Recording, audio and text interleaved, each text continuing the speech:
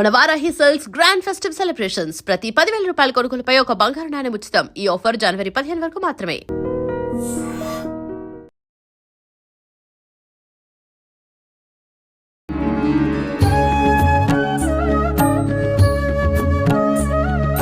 నమస్కారం గురుగారు. నమస్కారం. గురుగారు, సాధారణంగా నిత్య పూజ ప్రతి ఇంట్లోనూ ఈ మధ్య కాలంలో ఆచరిస్తున్నారు. ఎవరైనా కొంతమంది చేయకపోయినా ఇప్పుడు ఈ సోషల్ మీడియా ద్వారా పెద్దవాళ్ళందరూ చెప్పే విషయాల ద్వారా ఖచ్చితంగా ఆచరిస్తున్నారు. కానీ అంటే మా పక్క వాళ్ళు ఈ విధానం చేశారు, నేను ఈ విధానం చేస్తాను, లేకపోతే మా ఇంట్లో మా పూర్వీకులంతా ఇది చేశారు, నేను ఇది చేస్తాను. ఒక్కొక్కరు ఒక్కొక్క విధానాన్ని అయితే ఆచరిస్తున్నారు. పూజ ఎలా చేసినప్పటికీ అసలు ఫస్ట్ కూర్చునే విధానం దగ్గర నుంచి మనం ఇక్కడ కూర్చోవడం, దేనిపైన కూర్చున్నాము, ఎంత శ్రద్ధతో ఇక్కడ కూర్చున్నాము, ఇవన్నీ కూడా ముఖ్యమే. అసలు ఎటువంటి ఆసనం వేసుకొని మనం నిత్య దీపారాధనలో కూర్చోవాలి విశేషంగా? ఇది మంచి ప్రశ్నే నిజానికి. ఎందుకంటే ఆసనము అనేటువంటిది శ్రద్ధని కలిగించేటువంటి వస్తువు. ఆసనానికి ఒక మంత్రం కూడా ఉంది. సహజంగా మంత్రానుష్ఠానం చేసేటువంటి ఉత్కృష్ట మంత్రానుష్ఠానాలు చేసేటువంటి వాళ్ళందరం కూడా మేము కూర్మాసనం మీద, కూర్మ యంత్రం మీద కూర్చునేటువంటి ఒక సాంప్రదాయం ఉంది. ఉత్కృష్ట అంటే కొంచెం ఎక్కువ అంటే ప్రాథమిక దశలో కాకుండా ఒక స్థాయి, అమ్మవారి దేవల్ల ఉన్నత స్థాయికి చేరుకునేటువంటి కొంతమంది మహనీయులు ఉంటారు. వాళ్ళందరూ కూడా ఏం చేస్తారంటే కూర్మ యంత్రం మీద కూర్చుని వాళ్ళు ఆసనం, ఆ అనుష్ఠానాన్ని చేస్తారు. ఇక ప్రాథమికంగా నేను ఏ ఆసనం మీద కూర్చోవాలి? మామూలు నేల మీద కూర్చోకూడదు. ఇది అందరికీ తెలిసినటువంటి విషయం. ఎందుకంటే భూమికి గురుత్వాకర్షణ శక్తి ఉంటుంది. దీనికి కొంచెం ఎలాబరేటెడ్ గానే వెళదాం, సైన్స్ తో జోడించి వెళదాం.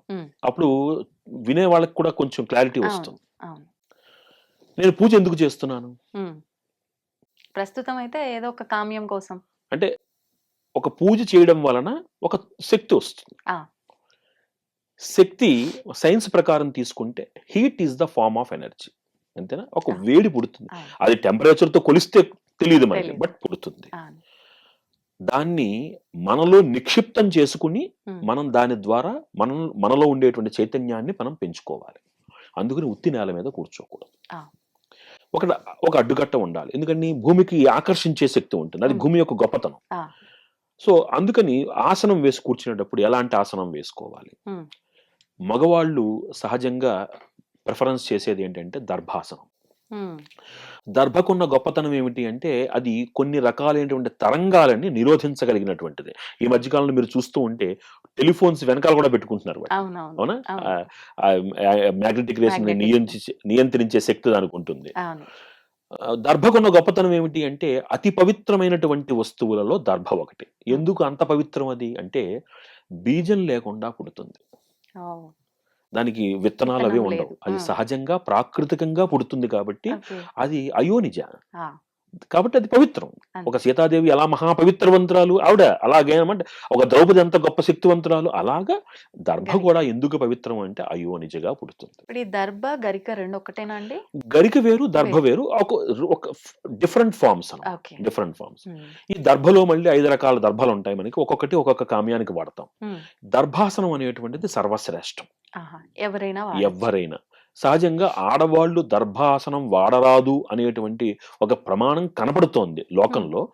వాడరాదు అన్న ప్రమాణం చూపించడానికి మటుకు కనపడట్లేదు. కానీ ఆడవాళ్ళు సహజంగా దర్భలు వాడరు. కానీ వాడకూడదు అన్న ప్రమాణం అయితే ఎక్కడ కనపడట్లేదు. కాబట్టి ఒకవేళ లోక సాంప్రదాయాన్ని అనుసరించి వెళితే మగవాళ్ళందరూ చక్కగా దర్భాసనం వేసుకోవచ్చు.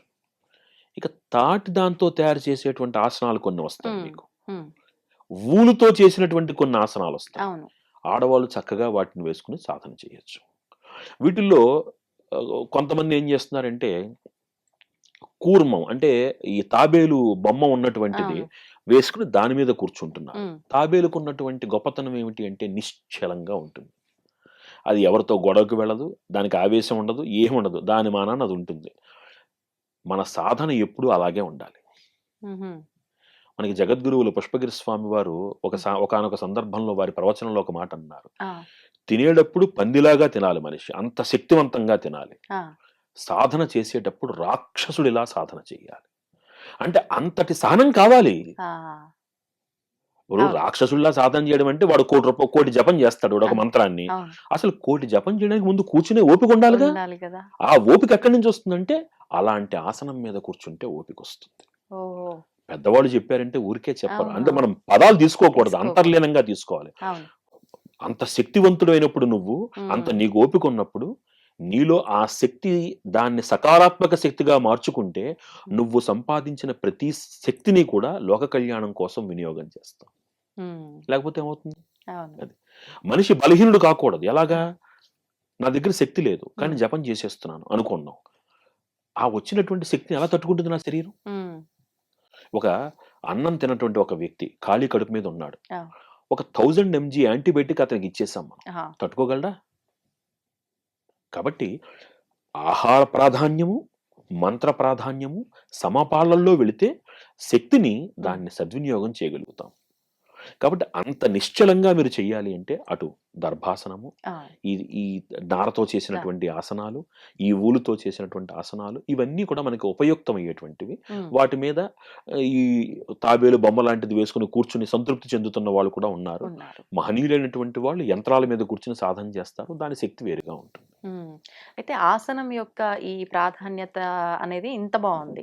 కానీ కొంతమంది ఈ మధ్య ప్లాస్టిక్ వైర్‌తో అల్లిన చిన్న చిన్న మ్యాట్స్ ఉపయోగిస్తున్నారు. అస్సలు అంటే కూడదండి వీటి వల్ల అవన్నీ. ఫలితం లేకపోగా దోషం ఏమైనా దోషం ఉంటుందా? ఉంటుంది. ఎందుకంటే ఎప్పుడైతే మీరు ఒక కూడని పదార్థాన్ని వాడుతున్నారో అది కూడనటువంటి ఫలితాన్నే ఇస్తుంది. అది. అంటే హ్మ్. అక్కడ మనకు ఆధ్యాత్మికత ఉన్న గొప్పతనం ఏమిటంటేనండి, చెడు ఫలితాన్ని ఇవ్వదు. కానీ హ్మ్. కావాల్సిన ఫలితం రాకపోతే చేసి ప్రయోజనం ఏంటి? హ్మ్. అవును. అర్థమైందా మీకు? అవును. కావాల్సిన ఫలితం రావాలంటే రా కావాల్సిన విధంగా చేద్దాం. అంతే. ఇప్పుడు దేవుణ్ణి కొలుస్తున్నారు. ఒక మంచి చక్కటి కామ్యంతో కొలుస్తున్నారు. అవును. స్వామి నాకు ధనం కావాలి, ఆరోగ్యం కావాలి అని. అందుకు తగ్గట్టుగా చేద్దాం. హ్మ్.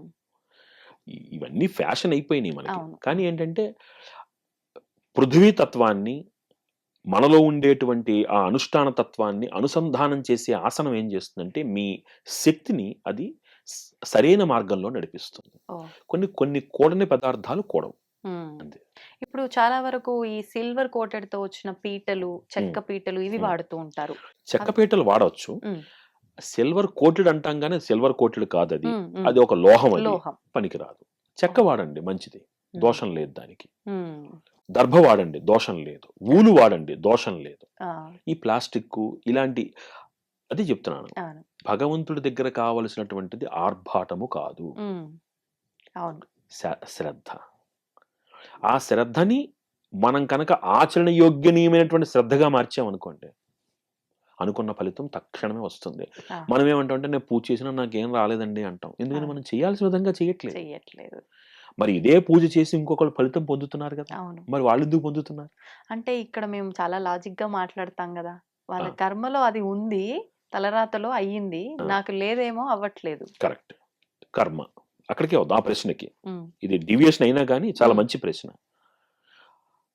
హీరో అనేటువంటి ఒక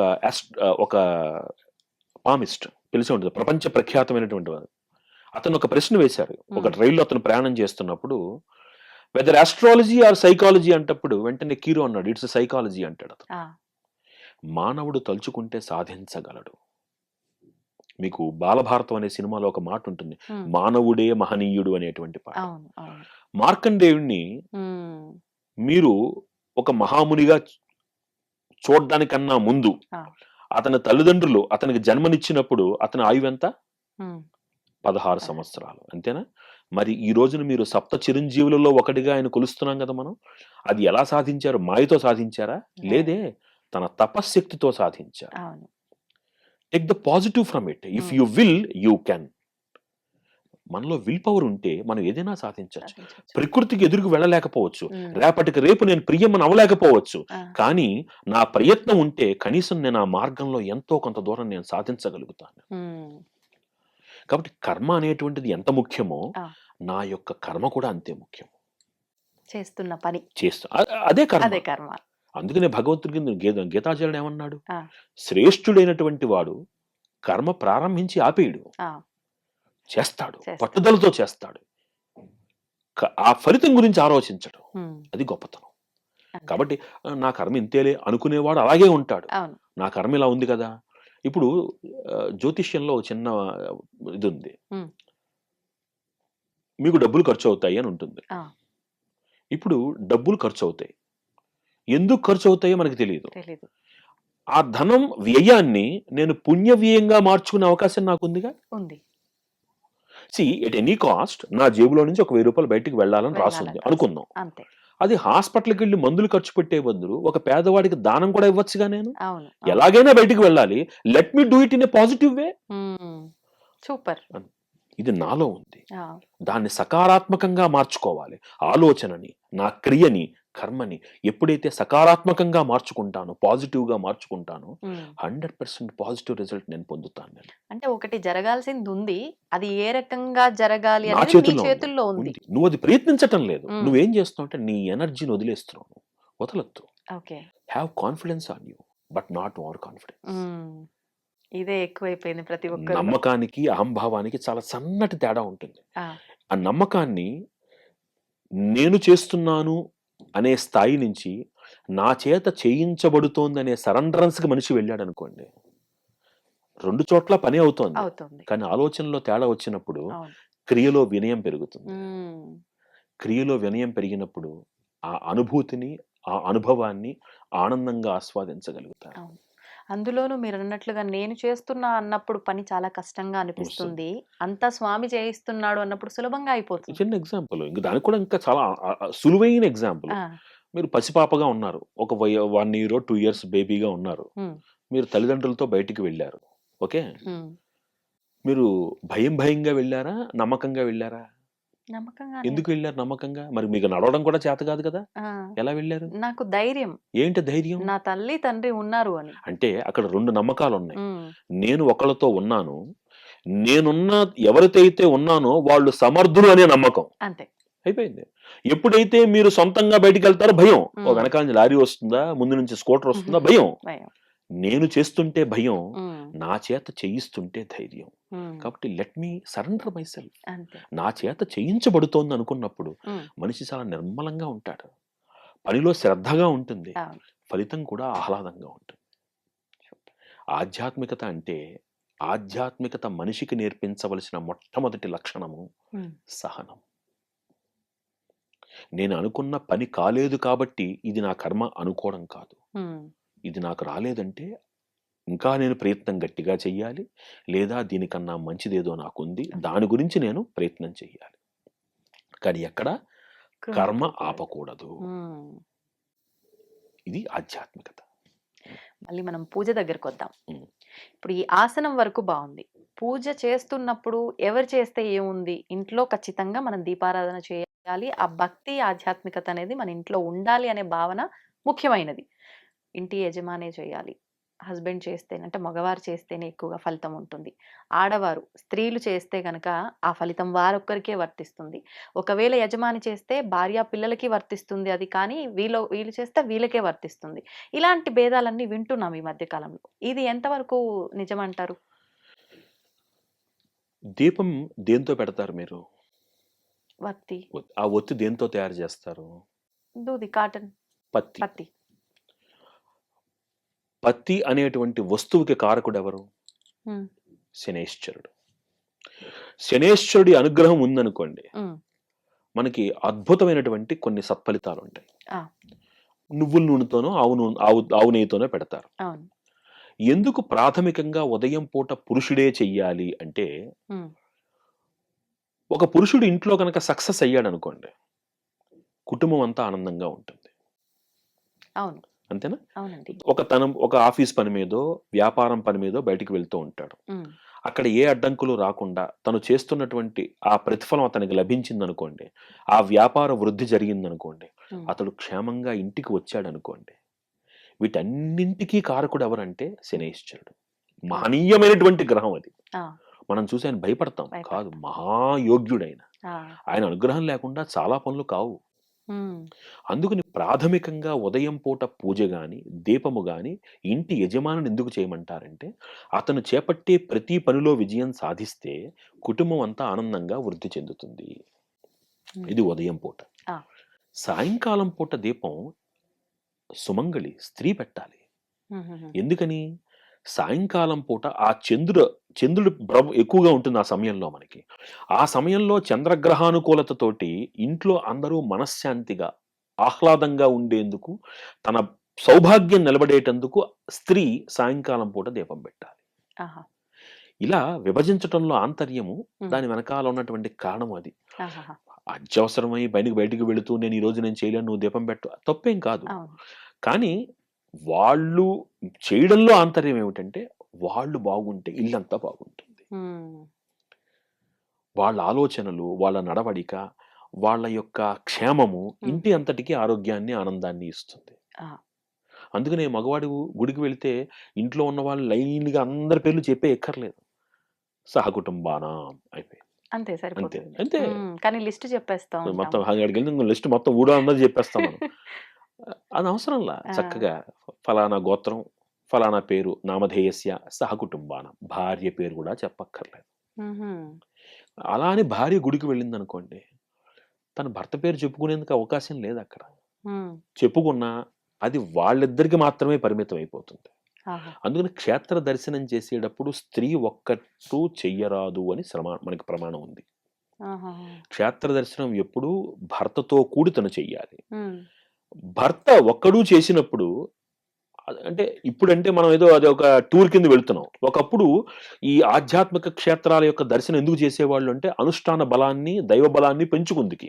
ఎప్పుడైతే తను సశక్తివంతుడవుతాడో కుటుంబాన్ని ఇంకొంచెం బాగా చూసుకోగలుగుతాడు. హ్మ్. అలా ఒకప్పుడు చేసేవారు. కానీ స్త్రీ ఒక్కటి అలా వెళ్ళడానికి అనుమతి లేదు. ఇప్పుడు హ్మ్. ఇప్పుడు నేను ఆ విషయాలన్నీ చెప్పాననుకోండి, మళ్ళీ అదో ఇగో ఆడవాళ్ళని తక్కువ చేస్తాననుకుంటారు. కాదు. దాని వెనకాల ఒక కారణం ఉంది. ఏంటండి? అదేమిటి అంటే సహజంగా స్త్రీకి ఒక అద్భుతమైనటువంటి బాధ్యత ఉంది హ్మ్. మన సమాజంలో. ఒక సమాజము యొక్క దిశానిర్దేశము చెయ్యగలిగినటువంటి సమర్థురాలు ఎవరంటే స్త్రీ మాత్రమే. ఆ! అదేంటండి అంటే పురుషుడి దగ్గర లేనటువంటి సహనము స్త్రీ దగ్గర ఉంటుంది. అందుకనే పిల్లలు తండ్రితో మాట్లాడడం కంటే తల్లితో మాట్లాడడానికి ఎక్కువ ప్రిఫరెన్స్ ఇస్తారు. అవును. ఈ నేపథ్యంలో ఒక కుటుంబాన్ని సంయమనంతోటి నడిపిస్తూ కుటుంబంలో పిల్లల యొక్క పురోగతి, సన్మార్గంలో వెళ్ళేందుకు కావలసినటువంటి శక్తిని హ్మ్. ఇవ్వగలిగినటువంటిది స్త్రీ. తన కుటుంబ బాధ్యతలను విడిచిపెట్టి తాను కనుక తీర్థయాత్రలకు దైవబలం కోసం తిరిగితే, ఆ హ్మ్. ఇల్లేమైపోతుంది?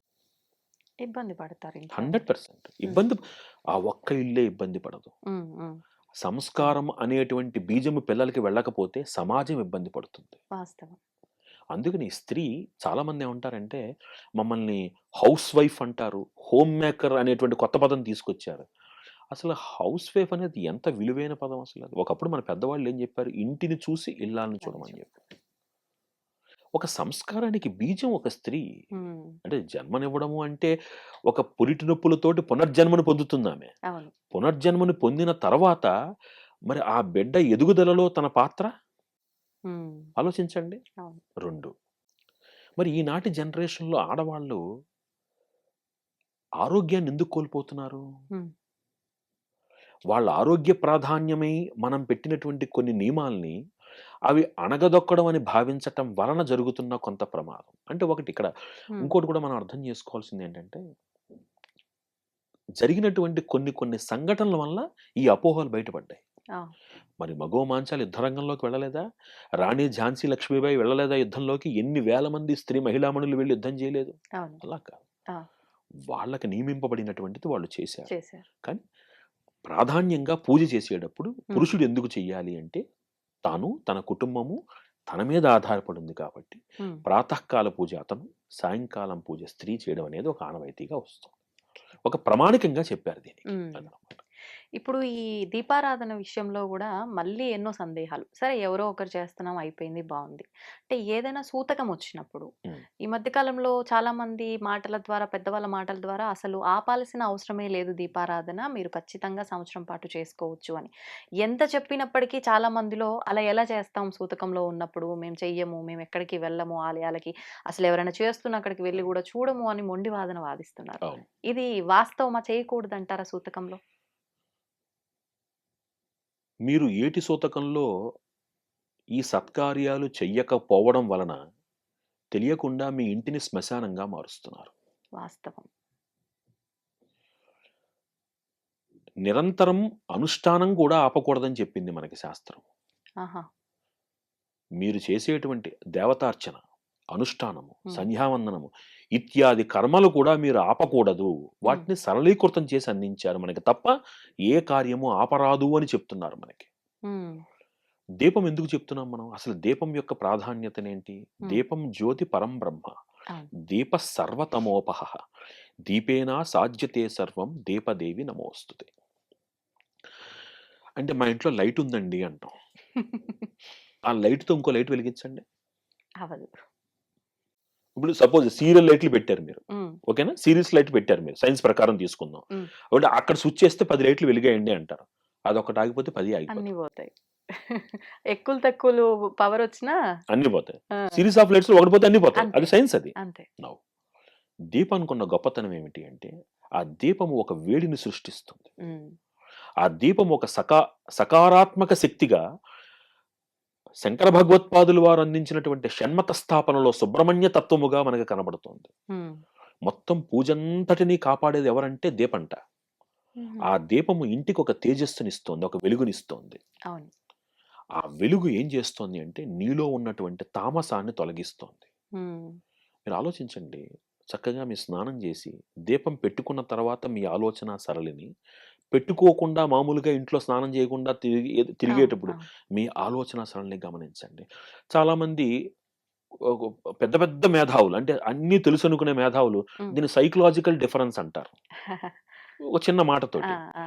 కానీ సైకలాజికల్ డిఫరెన్స్‌కి, శరీరంలో జరిగే మార్పుకి సంబంధం లేదు.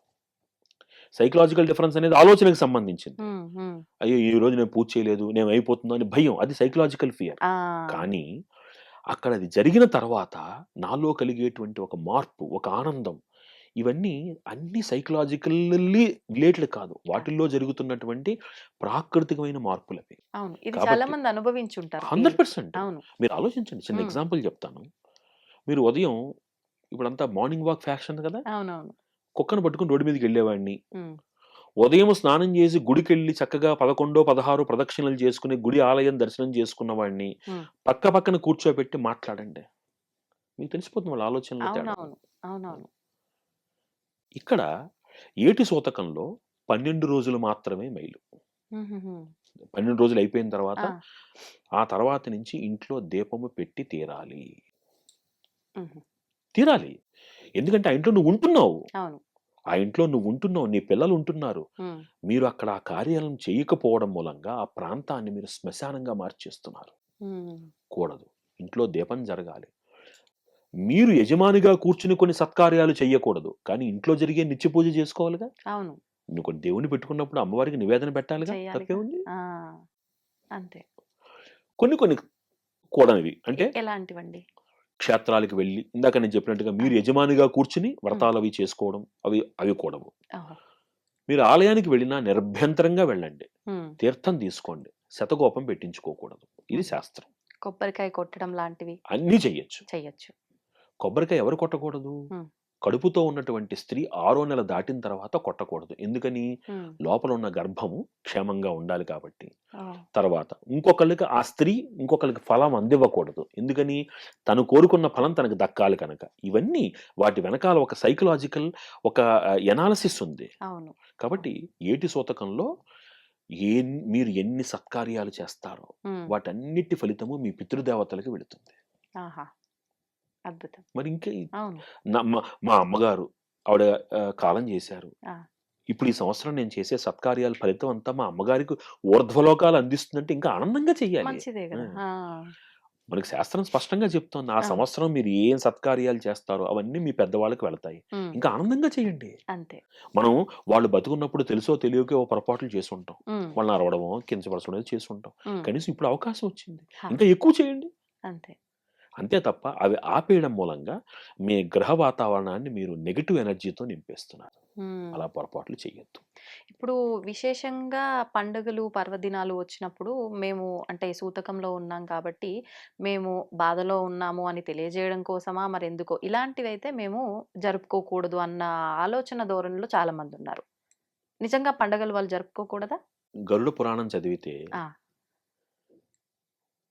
ఒక వ్యక్తి దాటిపోయిన తర్వాత ఉమ్, అతన్ని ఆ ఉగ్రరథం మీద తీసుకువెళుతున్నప్పుడు మీరు ఏడవకూడదు అని శాస్త్రం ఉంది. ఓ, ఏడవకూడదు మీరు. చెప్తోంది గరుడ పురాణం చెప్తోంది. ఆ, అక్కడే ఏడవకూడదు అనుకున్నప్పుడు వాళ్ళని వెళ్ళే వాళ్ళు ఆనందంగా వెళ్ళాలి అని మనకి చెప్తున్నప్పుడు మీరు ఆర్భాటంగా చేసుకోకండి. ఉమ్, కనీసం చక్కగా అందరూ ఉల్లాసంగా ఉండండి. తప్పే ఉంది. అయ్యో ఎట్లా సాధ్యపడుతుందండి? ఇందాక నేను చెప్పినట్టు మీరు పండగ చేసుకోవడం లేదు అనుకుందాం. ఉమ్, మీ పిల్లలు దీపావళి వచ్చింది, ఉమ్, ఒక సంక్రాంతి వచ్చింది, మీ ఇంట్లో పిల్లలు ఏవో చేసుకోవాలనుకుంటున్నారు, మనం చేసుకోకూడదు అని ఆపేస్తున్నాం మనం. ఒకళ్ళ పేరు మీద ఇంకొకళ్ళని బాధ పెడుతున్నారా లేదా మీరు? అప్పుడు వాళ్ళకి ఏం వెళ్తుంది? వాళ్ళు బాధపడతారు. వాళ్ళ పిల్లలు సంతోషంగా ఉండాలనే కదా వాళ్ళు మీ అనుకుంటారు. పూర్వీకులు ఒక్కసారి పితృదేవతా స్వరూపంలోకి మారిన తర్వాత స్వార్థరహితంగా వాళ్ళు ఎప్పుడూ అందరి మంచే కోరుకుంటారు. ఉమ్, మన ధర్మం ఏమిటి? మనం ఏంటంటే విపరీతాలకు వెళ్ళకూడదు. ఆ, మీ పరిధిలో ఓకే, ఇంట్లో ఎటు సూతకం ఉన్నప్పుడు నేను ఇందాక చెప్పినట్టుగా మీరు ఇంట్లో మీరు సంకల్పం చెప్పుకుని మీరు వ్రతాలు అవి చేసుకోకండి. ఆ, కానీ ఇంట్లో పిల్లలకి పిండి వంటలు పెట్టి పెట్టండి. అవును అవును. తప్పే ఉంది. ఉమ్, అవి ఆ పిల్లలు సంతోషిస్తారు. పిల్లలు చక్కగా తింటారు, ఆనందంగా తింటారు. తింటారు. అవును వాళ్ళకి లేదుగా ఏడు సూతకం. ఏడు అవును. సూతకం మీ ఇద్దరికేగా, ఉమ్, భార్యాభర్తలకి. మరి వాళ్ళెందుకు మనం పస్తు పెట్టాలి? అవును. కూడదు. ఒకళ్ళు బాధపడటము అనేటువంటిది ఆ ఆచారంలో లేదు. ఉమ్, అలా అని మనం వెర్రి వేషాలకి వెళ్ళకూడదు, ఆ, విపరీత వేషాలకి వెళ్ళకూడదు. ఉమ్. ఇది చాలా స్పష్టం. ఇప్పుడు ఈ సూతకంలో ఉన్నప్పుడు అంటే మన బంధువులది, మన వాళ్ళది అయిన వాళ్ళ ఎవరి అయినా శుభకార్యాలైనప్పుడు వీళ్ళు చాలా కార్యక్రమాల్లో వీళ్ళన్నా దూరంగా ఉంటారు. లేదు వీళ్ళు సూతకంలో ఉన్నారు ఇంకా ఏడాది అవ్వలేదు కాబట్టి వాళ్ళని కాస్త దూరంగా పెట్టాలనే ధోరణి కూడా కొన్ని సందర్భాల్లో చూస్తాం. అది ఇది చాలా ఎంతవరకు? పొరపాటండి. ఉమ్, ఇది ఆహ్, ఏమవుతుందంటే భక్తి అనేటువంటిది మూఢత్వంలోకి వెళ్ళకూడదు. ఇదంతా మూఢత్వంలోకి వెళుతోంది. ఉమ్, సూపర్‌స్టిషియస్ అప్రోచ్. నిజంగా అండి. ఎలా ఉంటుందంటే పలానా వాళ్ళు వెళ్లారనుకోండి, వాళ్ళకి ఎవరికైనా దెబ్బ తగిలిందనుకో, వాడు వచ్చాడు కాబట్టి దెబ్బ తగిలింది. ఉమ్, కొంత ఈ భయాలనేటువంటివి కూడా సమాజాన్ని ఆక్రమించుకున్న మాట వాస్తవం. ఆ, మనకి ఎక్కడా అలాంటిది లేదు. చక్కగా వెళ్ళండి. అందరితో ఆహ్లాదంగా ఉండండి. నవ్వుతూ ఉండండి. వాళ్ళని ఆశీర్వదించి రండి. ఉమ్, కనీసం మీరు అక్కడికి వెళ్ళి అంటే వాళ్ళని పిలిస్తే ఏటు సూతకంలో ఉన్న వాళ్ళని పిలిస్తే మనకేం జరుగుతుందో అనే భయం ఒకళ్ళది. అక్కడికి వెళ్ళి ఏదైనా జరిగితే మళ్ళీ మనం మాట పడాలి అనేటువంటి బాధ ఒకళ్ళది. ఇది మూఢత్వంలోకి వెళ్ళిపోతుంది. ఉమ్, దెర్ ఈజ్ నో బార్. ఎక్కడ ఎవరిని రెస్ట్రిక్ట్ చెయ్యబడలేదు. ఉమ్, ఆ 12 రోజులు మైల ఏదైతే ఉందో ఆ మైలలో ఎవరిని కలవకూడదు, ఎవరిని కలుపుకోకూడదు. ఎందుకంటే ఆ సమయంలో ఆ జీవి యొక్క ప్రయాణాన్ని మనకి గరుడ పురాణం స్పష్టంగా చెప్పింది. ఆ, అదైన తర్వాత ప్రతి మాసము మనం పెట్టేటువంటి మాసికాలలో ఏ విధంగా రూపాంతరం చెంది ఆ జీవి వృద్ధి చెందుతూ ఊర్ధ్వలోకాలకు వెళుతుందో చెప్పబడుతోంది. అవును. కాబట్టి ఆ సమయంలో తీసుకునేటువంటి జాగ్రత్తలు తీసుకుంటూ అందరితో కలిసి ఆనందంగా ఉండవచ్చు. ఇప్పుడు ఒక అకేషన్ ఉంది. ఆ అకేషన్ అది ఆ ఇంట్లో అది ఆఖరి అకేషన్. ఆ తర్వాత ఆ ఇంట్లో సత్కార్యం జరగడానికి అవకాశం లేదు. అవును. ఈ ఏడు సూతకం పేరు మీద వాళ్ళని దూరపెట్టడం ఎంతవరకు సబబు? అలా అని వీళ్ళు అక్కడ భాగస్వామ్యం చేయక్కర్లేదు. ఆ, వెళ్లి చూసి రావచ్చు. చూసి రావచ్చు. కానీ వాళ్ళని పిలవడానికి కూడా భయపడుతున్నారు వాళ్ళు. అవును వాళ్ళు ఎప్పుడైతే భయపడుతున్నారో వీళ్ళు భయపడుతున్నారు. అవును. ఇది ఒక మూఢత్వంలోకి వెళ్ళిపోతుంది. ఉమ్, మన మైల 12 రోజులు మాత్రమే. మాత్రమే. అంతే. ఇప్పుడు ఇల్లే దేవాలయం అంటారు. అటువంటి దేవాలయాన్ని మనం చాలా పవిత్రంగా చూసుకోవాల్సిందే. అయితే మనం నిజంగా భగవంతుడు దేవాలయం ఏదైతే మనం నిర్మించుకున్న ఆలయాలు ఉన్నాయో చెప్పులు వేసుకొని అయితే వెళ్ళం. వీలైతే ఇంటి దగ్గరే చెప్పులు వదిలి వెళ్ళే వాళ్ళు కొంతమంది ఉంటారు. కొంతమంది వెళ్ళిన తర్వాత బయట వదిలి కాళ్ళు కడుక్కొని వెళ్ళే వాళ్ళు ఉంటారు. మరి ఇంత పవిత్రంగా దేవాలయానికి వెళ్ళాలన్నప్పుడు మన ఇల్లు దేవాలయం అని భావించినప్పుడు ఇంట్లో పాదరక్షలు వేసుకోవడం ఎంతవరకు సబబు? ఇందాక నేను చెప్పాను నేను.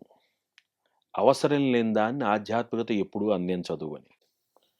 ఇప్పుడు ఈ ఆర్థోపెడిషియన్స్ అందరూ ఇస్తున్నటువంటి సలహాలలో ఈ చెప్పులు ఒకటి. ఆ, ఎందుకు ఇస్తున్నారు? మీరు తిరుగుతున్నటువంటి నేల లాంటిది. ఒకప్పుడు మన నేలలో ఇవన్నీ సమస్యలు లేవు మనకి. లేవు. మనకి శాస్త్రం ఇంకో మాట చెప్తుంది ఏంటంటే ఆతురేణ నియమాహ నాస్తి. ఉమ్, ఒక ఒక ఒక పేషెంట్ ఉన్నారనుకోండి, నన్ను మడికట్టుకునే భోజనం చేయాలంటే ఎలా కుదురుతుంది? అవును. ఒక బాలింత ఉందనుకోండి, ఆ బాలింతకు మీరు మడి వగైరా ఎక్కడ పెడతారు? ఉమ్, అవునా? అవును. చిన్నపిల్లడు పాలు తాగాలి అంటే మరి ఆ అమ్మాయి నేను మడికట్టుకున్నాను పట్టనంటే ఎలా కుదురుతుంది? వాళ్ళకి అవన్నీ వర్తించవు. అవును. కాలంతో పాటుగా మారుతున్నటువంటి వాటిల్లో ఇది ఒకటి. ఉమ్, అయితే దురదృష్టవశాత్తు ఈ చెప్పుల వాడకం ఎక్కడ దాకా వెళ్ళిపోయిందంటే పూజ గది దాకా వెళ్ళిపోతుంది. అవును అవును వంటగది దాకా వెళ్ళిపోయింది ఆల్రెడీ. వెళ్ళిపోయింది. నా ప్రార్థన ఏమిటంటే మీ మాధ్యమం ద్వారా ఆరోగ్యం కోసం మీరు చెప్పులు వేసుకుంటే అవి హాలు, బెడ్రూమ్ వరకు పరిమితం చేసుకోండి. శ్రద్ధగా అమ్మవారికి అన్నం వండి నివేదన పెట్టేటువంటి వంటశాలకి, పూజశాలకి తీసుకెళ్ళకండి. ఇంకా తప్పదు. ఎందుకంటే మీరు వాడుతున్న ఫ్లోరింగ్స్ అటువంటివి, ఆ, మోకాళ్ళ నొప్పులు సహజంగా వస్తాయి. ఇప్పుడున్నటువంటి ఆడవాళ్ళకి ఒక వయసు దాటిన తర్వాత అనారోగ్యం కామన్ అయిపోతుంది. అవును ఆ అవును. నేపథ్యంలో కొన్ని జాగ్రత్తలు మీరు తీసుకోవాలి, తప్పదు. ఉమ్, అలాంటప్పుడు ఆ పరిమితిలో తీసుకోండి. ఉమ్, వంటింటికి, పూజ గదికి చెప్పులను దూరంగా పెట్టండి అంతే. దయచేసి. ఇదొక్కటే మటుకు మనం దాన్ని మార్చాలి. సబబా అంటే కాదనే చెప్పాలి. చెప్పాలి. ఆరోగ్యం అది ముఖ్యమే. ముఖ్యమే. 2 బేరీజ్ వేసుకుంటూ వెళ్ళాలంటే వంటగదికి, పూజ గదికి దూరం చేయండి. ఉమ్, మిగతా చోట్ల తిరగండి, తప్పదు. అంతే. ఇప్పుడు చాలా వరకు మంత్ర పారాయణం కానీ, ఏదైనా నామ జపం కానీ, లేదు ఏదైనా స్వామికి సంబంధించిన శ్లోకాలు పాడుకోవడం కానీ, అంటే భక్తి అంటే నేను కొబ్బరికాయ కొట్టి, దీపారాధన చేసి, ఇవన్నీ చేస్తేనే కాదు, నేను స్వామి నామస్మరణ ద్వారా భక్తిని నేను ప్రదర్శిస్తాను. ఇలా కొంతమంది రకరకాల మనుషులు ఉంటారు. అవును. అలా ఏదైనా నిత్యము మంత్రము మనం పారాయణ చేయాలన్నా, స్మరించాలన్నా ఏదైనా మంత్రం ఉందా? ఇది కొంచెం విశాలంగా చెప్పాలి. వర్ణాశ్రమ ధర్మాలని మనకి అందింపబడ్డాయి. ఆ, ఇప్పుడు మనం కులాలనే పేరు మీద కొన్ని మాట్లాడుతున్నాం కానీ మనకున్నవి 4 వర్ణాలు. చాతుర్వర్ణమయా సృష్ట గుణకర్మ విభాకసహ అని గీతాచార్యుడు చెప్పాడు. ఉమ్, ఒక్కొక్క వర్ణానికి ఒక్కొక్క బాధ్యతను అందించాడు. హా, బ్రాహ్మలు ఇవి చేయాల్సిందే, ఉమ్, క్షత్రియులు ఇవి, మిగతా వాళ్ళు వీళ్ళు చెప్పారు. ఆ, నా వర్ణాశ్రమ ధర్మాన్ని అనుసరించి నాకేది నియమింపబడిందో నేను ఆ కర్మని, ధర్మాన్ని తప్పనిసరిగా ముందు ఆచరించి తీరాలి. ఒకటి. ఉమ్, అది వదిలిపెట్టి నేను జపం చేస్తానంటే కుదరదు. ఆ, బేసికల్గా మీరు ఒక కార్యాలయంలో పనిచేస్తున్నారు. ఉమ్, ఓకే, మీకంటూ ఒక ప్రాథమికంగా ఒక రెస్పాన్సిబిలిటీ ఆ, ఉంటుంది.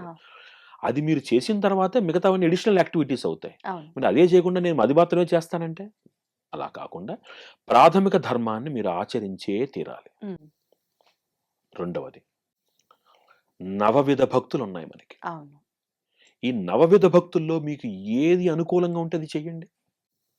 ఉమ్, ఇప్పుడు కొత్తగా మనం ఏ టీవీ ఛానల్ చూసినా అవును. కొన్ని ఉత్కృష్టమైనటువంటి మంత్రాల పేర్లు వినపడుతున్నాయి మనకి. వినపడుతున్నాయి.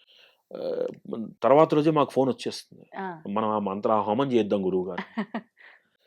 అన్నింటికి ఓపెన్ హార్ట్ సర్జరీ ఒకటే సొల్యూషనా? మధ్యలో స్టెంట్ ఒకటి ఉంది, ఉంది. దాని తర్వాత బైపాస్ ఒకటి ఉంది, అవును. దానికన్నా ముందు 2D ఈకోలో అవసరం లేదంటే టాబ్లెట్ వేసుకుంటే సరిపోతుంది. సరిపోతుంది. డైరెక్ట్ గా ఒకటే. ఆ, అలా మాకు అన్ని చాలా ఫాస్ట్ గా అయిపోవాలి, వెంటనే వచ్చేయాలి. అది ఎంత వెంటనే వచ్చేస్తుందో అంత వెంటనే వెళ్ళిపోతుంది కూడా.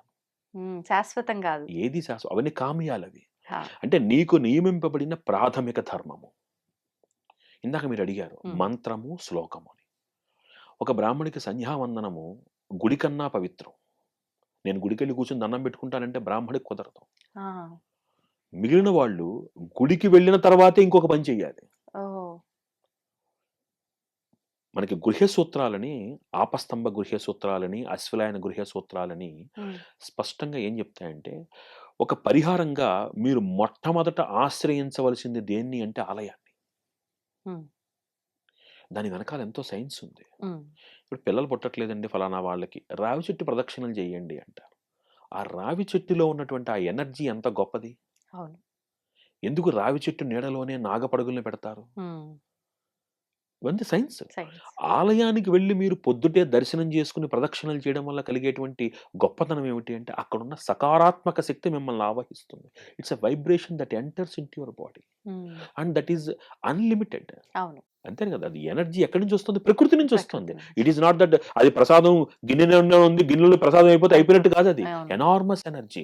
అది ప్రాతకాలంలో గొప్పతనం ఏమిటి? ఉమ్, ప్రాతకాలంలో వచ్చేటువంటి కిరణాలలో ఉన్న గొప్పతనం వలన ఉమ్, ఆలయ ప్రాంగణం మరింత శోభాయమానంగా ఉంటుంది. ఆ, కాబట్టి మిగిలిన వాళ్ళు ముందు గుడికి వెళ్ళే ఇంకో పని చెయ్యాలి, ఉమ్, బ్రాహ్మడు ముందు సంధ్యావందనం చేసిన తర్వాత ఇంకో పని చేయాలి. ఉమ్, ఉమ్, అలా ఒక్కొక్కళ్ళు ఒక్కొక్క మంత్రాన్ని, అంటే ఒక్కొక్క విధమైనటువంటి భక్తిని ప్రదర్శించవచ్చు. ఉమ్, ఇకపోతే నాకు ఆనందాన్ని కలిగించడానికి నవవిధ భక్తులు ఉన్నాయి.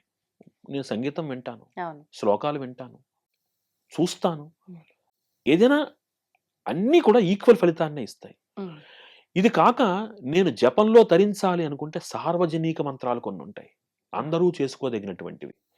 ఒక దత్తాత్రేయ నామమను, హ్మ్. ఒక వెంకటేశ్వర స్వామి వారి నామమను, ఇలాంటి నామాలు సార్వజనీకం అంటే అందరూ చేసుకోదగినటువంటివుంటాయి. హుహు. అవి ఈ వేదికల ద్వారా మనం చెప్పలేకపోయినా హ్మ్. సార్వజనిక మంత్రాలను పెద్దవాళ్ళని ఆశ్రయిస్తే ఎటువంటి నియమాలు అక్కర్లేకుండా ఎక్కడికి వెళ్ళినా సరే చేసుకునేటట్టుగా ఆహా! బీజాక్షరాలు లేకుండా దైవనామంతో కలిపి అది మనకు అందిస్తారు వాళ్ళు.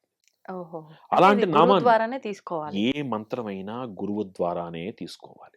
ఒకవేళ నామజపం చేయాలంటే? అది కూడా గురువు చేత మనం ఒకసారి నువ్వు చెయ్యి నాయనా అని అనిపించుకోవాలి. ఆహా! గురువాక్యానికున్న గొప్పతనం అది. అప్పుడు అంటే నా ఇష్ట దైవానికి సంబంధించిన నామం చేస్తా అని గురువు దగ్గర అడగాలా? గురువిచ్చిన నామం తీసుకోవాలా? మీకు ఏది మంచిదో ఆయన ఇస్తారు. ఆహా! ఇప్పుడు నాకొక కోరికుంది. నేను హ్మ్. ఫలానా అమ్మవారంటే నాకిష్టం. నాన్న నీకు ఇది బావుంటుంది ఇది చెయ్యి అంటారు. హ్మ్. వారి మాట అనిపించుకుంటే అది ఏమవుతుందంటే అనుష్ఠాన బలము కలిగినటువంటి వ్యక్తి యొక్క మాట మంత్రం అవుతుంది. హ్మ్. ఒక్క మాట వారితో అనిపించుకొని మనం చేశామనుకోండి అవును. అద్భుతమైన ఫలితాలుంటాయి. అవును. ఇప్పుడు మీ ఇంట్లో మీ అబ్బాయో, పాపో చిన్న పిల్లాడు. హ్మ్. ఓ రోజు ఆవకాయ అన్నం పెట్టారు. ఆహ్, బావుంది. నాకు రెండో రోజు కూడా ఆవకాయే కావాలన్నాడు. పెట్టారు. మూడో రోజు పెడతారా? పెట్టం. ఎందుకని? వేడి చేస్తుంది. మీరు పిల్లాడంటే శత్రుత్వం కదా! అందుకే పెట్టరేమో కదా! లేదు. వాడి మంచి కోసమే. హ్మ్. అంటే నాకు నచ్చింది ఇవ్వనంత మాత్రాన అది నాకు వ్యతిరేకం కాదు. హ్మ్. నాకేది మంచో తెలిసి ఆయన ఇస్తారు. అంతే. అది నమ్మి ఆశ్రయిస్తే నాకెప్పుడు మంచి ఫలితమే వస్తుంది. సూపర్. సింపుల్. హ్మ్. మన లైఫ్ స్టైల్‌ని మనం అంత పాజిటివ్‌గా ఆలోచిస్తే అసలు చుట్టుపక్కల నెగెటివ్ ఎక్కడుంది చూడడానికి? అవును. దృష్టిలోనే ఉంది.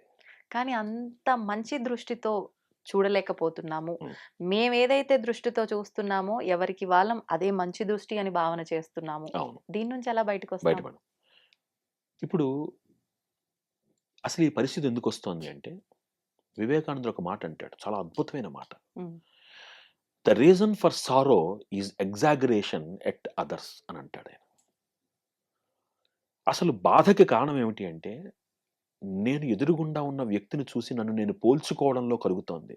లేదా ఆశ్చర్యపడటం వల్ల కలుగుతోంది. ఆ! వాడి ఇంట్లో 55 ఇంచెస్ టీవీ ఉంది. నా ఇంట్లో 32 ఇంచెస్ ఉంది. 6 నెలల్లో నా ఇంట్లో 55 ఇంచెస్ టీవీ ఉండాలి. అంతే. 99.9% కోరికలు నాకు అవసరమై పుట్టట్లా. హ్మ్. ఎదురుగుండా వాళ్ళని చూసి పుడుతున్నాయి. నిజం. కాబట్టి ఇది మార్పు రావాలి అంటే నా అవసరాన్ని గుర్తించాలి. హ్మ్. నా అవసరానికి తగ్గట్టుగా సహనంగా నేను మెలగడాన్ని నేర్చుకోవాలి. ఆ! అనవసరమైనటువంటి వాటికి వెళ్ళి నష్టపోతున్న వాళ్ళు కొన్ని కోట్ల మందున్నారు మనకి. అవునండి. అత్యాస, overnight, hmm. Everything fast money, easy money మనకివన్నీ వద్దు. హ్మ్. ఏది నీకు రావాలో నియంత్రింపబడిందో నీ ప్రయత్నం వలన కొంతొస్తుంది. అవును. నీ ప్రయత్నంలో నిజాయితీ వలన, దైవబలం వలన కొంతొస్తుంది. హ్మ్. అంబానీ దగ్గరున్న 1,00,00,000,000 అందరి దగ్గర ఉండాలని నియమం లేదు. ఆ! అలా అని 1,00,00,000,000 ఉన్న అంబానీ ఆనందంగా ఉన్నాడన్న నియమమూ లేదు. నీకు కావాల్సింది ఆనందమా? ధనమా? ఆ! ఈ ఒక చిన్న ప్రశ్న నీకు నువ్వు వేసుకుంటే, హ్మ్. నీకు ఆనందం కావాలి అంటే నీ చుట్టుపక్కల బోలెడంత ఆనందం ఉంది చూస్తే. ఏమంటారండి నిజమైన ఆనందం ఏంటసలు మీరు చెప్తున్నది? రాత్రి ఆనందంగా పడుకోండి అదే ఆనందం. మేమనుకుంటున్నాము చేతి నిండా డబ్బుండి, నేను షాపింగ్‌కెళ్ళాలి. నాకు నచ్చింది కొనాలి. దానికి తగ్గట్టుగా డబ్బుందా లేదా? అది ఆనందం. లేదు నేనిప్పుడు ఏదైనా తినాలనుకుంటున్నా. నా చేతిలో దానికి తగ్గట్టుగా ధనముందా లేదా? అది ఆనందం. ఆనందం. ఇంతే ఇందులోనే మేము ఆనందం వెతుక్కుంటున్నాము. ఇదే ఆనందం అనుకుంటున్నాం. నిశితంగా పరిశీలిస్తే అది ఆనందమా? ఆకర్షణ? ఈ చిన్న తేడా. హ్మ్. హ్మ్. ఆ వస్తువు మీరు చాలా ఇష్టపడి కొనుక్కున్నారు. దాని మీద ఇష్టం ఎన్నాళ్ళుంటుంది? ఇంకో వస్తువు మీద ఇష్టం కలగనంత వరకు. అది మీ మనస్సుకు ఆ రియలైజేషన్ వచ్చిందనుకోండి. హ్మ్. ఓహో! ఆనందము వస్తు ప్రాధాన్యత కాదు. హా! మనస్సు ప్రాధాన్యత హ్మ్. అనేది అర్థమైందనుకోండి. మనిషి పరిగెట్టడు. మరి మీరన్నట్టుగా వస్తు ప్రాధాన్యత కాదు, మనిషి ప్రాధాన్యత. నా మనసు చెప్తోంది. పలానా వారిని నీకు నచ్చారు. ఇప్పుడు జరుగుతుందిదే. మళ్ళీ ఆ మనసు చెప్పిందని ఆయన్ని ఇష్టపడ్డాము, లేపోతే ఆ హ్మ్. వ్యక్తిని ప్రేమించాము. ఏదో ఒకటి వాళ్ళతో సహవాసం చేశాము. ఏదో ఒక రకంగా. మరి అది మనసు చెప్పిందని శాశ్వతంగా ఉంటుందా? లేదు కదా, ఇంకొకరి పైకి మల్లుతోంది. మనస్సు ప్రాధాన్యత అనేటువంటిది ఆనందము అనుకున్నప్పుడు, నా మనస్సు యొక్క ప్రాధాన్యత, నా మనస్సు యొక్క ఆనందము ఎవరికి తెలుస్తుంది? ఇప్పుడు పంచదార నేను రుచి చూశాను. అబ్బా! చాలా తియ్యగా ఉందండి అని అన్నాను నేను. మీరు వెంటనే తియ్యగా చూపించండి అంటే నేను చూపించగలనా? నేను రుచి భావన. టేస్ట్ అది భావన. ఆ! అది ఆకర్షణ లేకపోతే ఆనందమా అనేటువంటి ఆ సహనం, ఇందాక నేను చెప్పాను సహనము. అవును. ఆ సహనం ఉన్నంత వరకు, సహనము మనలో కలగనంత వరకు హ్మ్. ప్రతి ఆకర్షణ ఆనందంగానే మారిపోతుంది. హ్మ్. సహనం ఉన్న వ్యక్తి, హా! ఒక అద్భుతమైనటువంటి మాట మా అమ్మగారు నాతో చెప్పేవారు. హ్మ్. ఈ ఫలానా వస్తువు లేదా ఒక ఫలానా వ్యక్తి మీద నీ ఇష్టము నిజంగానే కనుక గొప్పదైంటే, హ్మ్. 6 నెలలు ఆ వ్యక్తిని కలుసుకోకపోయినా 7వ నెలలో అంతే ఇష్టంగా ఉంటే అది నిజమైనటువంటి ఆనందం. అది ఇష్టమైనది. నాలో భయం, ఆ వ్యక్తిని నేను చూడకపోతే, రేపొద్దున నన్ను మర్చిపోతే, నిజమైన ఇష్టం మర్చిపోతుందా? మర్చిపోదు. అద్భుతమైన మాట. అంటే తాత్కాలికంగా నేను ప్రతినిత్యము చూస్తూ ఉండకపోతే మర్చిపోతాను అనుకునేటువంటి బంధము, అది బంధం ఎందుకయింది? అవును. అవసరం. నేను ఎక్కడ ఉన్నా నా గురించి ఆలోచించేటువంటి ఒక వ్యక్తి, నా యోగక్షేమాల గురించి భావిస్తున్నటువంటి ఒక వ్యక్తి, నేను ఎక్కడున్నా నా గురించి ఆలోచిస్తారు. హ్మ్. అది నిజమైన బంధం. హా! నా ఎదురుగుండా ఉన్నంత సేపు గుర్తుంటాడు. పక్కకెళ్ళిపోతే మర్చిపోతా. అది బంధం ఎందుకయింది? అవును. సో, ఆకర్షణకి, ఆనందానికి ఆ ఆ భేదం మనకి అర్థం కావాలి అంటే, హ్మ్. ముందు నాలో సహనం కావాలి. అవును. అది అర్థమయ్యేంత సహనం కావాలి. హ్మ్. మీరన్నట్టుగా నేను ఈ వ్యక్తి, ఆ వ్యక్తితో సహవాసం ఎందుకు చేస్తున్నారంటే, ఇప్పుడు సహవాసం చెయ్యకపోతే చేజారిపోతాడేమోనన్న భయం. నిజం. ఇంకొకళ్ళకి వెళ్ళిపోతారేమో అన్న భయం. అవును. ఈ భయంలో ఆకర్షణని ఆనందం అనుకుంటున్నాం. హ్మ్. ఇది ఆకర్షణ అని తెలిసే సమయానికి దూరం వెళ్ళిపోతోంది. అవును. వదులుకోలేని నిస్సహాయత, బాధ. హ్మ్. ఆకర్షణ ఎప్పుడూ చివరికి బాధనే మిగులుస్తుంది. అద్భుతం అండి. నిజంగా చాలా మంచి విషయాలు, చాలా చక్కటి వివరణ ఇచ్చారు. మరిన్ని టాపిక్స్ మరొక మంచి ఎపిసోడ్‌లో మాట్లాడుకుందాం. ధన్యవాదాలండి. శ్రీరామరక్ష. And for more videos, Please subscribe to iDream. Please subscribe to iDream. Please subscribe iDream. And please subscribe to iDream. For more videos, subscribe to iDream. please like, share, and subscribe to the channel. Congratulations, iDream. subscribe to iDream. Subscribe to iDream. So subscribe to iDream Media. iDream ki iDream team అందరికి huge congratulations. Please subscribe iDream Media. Please subscribe to iDream. Subscribe iDream. Please subscribe to iDream. iDream అంటే నా కళల ఛానల్ను subscribe చేసుకున్న నోరు తిరుగుతలేదు, మీరైతే గంట గుర్తు కొట్టండి. For more such videos, please subscribe to iDream. Subscribe to iDream. Please subscribe to iDream. Please subscribe iDream Media. Please do subscribe to iDream. Please subscribe to iDream Media. For best entertainment and information, please subscribe iDream. And don't forget to subscribe to iDream.